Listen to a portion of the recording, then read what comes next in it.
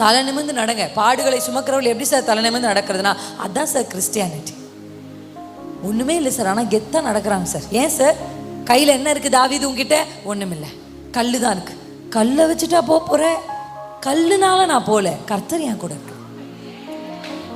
ஐயோ கல்லை வச்சுட்டு இப்போ யோசிச்சு பாருங்களேன், தாவீது கல்லை வச்சுட்டு மறைச்சு ஐயோ அசிங்கமாக இருக்கு, எனக்கு மட்டும் கல் தான் இருக்கு. யோசிக்கல, என்கிட்ட கல்லு தான் இருக்கு, இதை கொண்டு நான் அல்ல கர்த்தர் செய்வார்.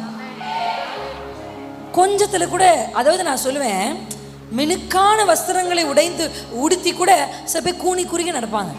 சிம்பிளாக தான் போட்டிருப்பாங்க. நான் பார்த்துருக்கேன் சில பெண்களா சிம்பிளாக காட்டன் சாரி தான் கட்டிருப்பாங்க. ஆனால் அந்த அம்மா பெருசாக நகையெல்லாம் போட்டிருக்க மாட்டாங்க. நான் பார்த்துருக்கேன் அப்படி சில பெண்களா. அந்த அம்மா காதில் கழுத்துலாம் ரொம்ப பெருசாலாம் இருக்கா, சின்ன அங்கங்கே போட்டிருப்பாங்க, சின்ன ஒரு சிம்பிள் காட்டன் சாரி. ஆனால் அந்த அம்மா நடந்து வர்ற விதத்தை பார்த்தா இந்த உலகத்தையே சாதிச்ச மாதிரி தான் நம்ம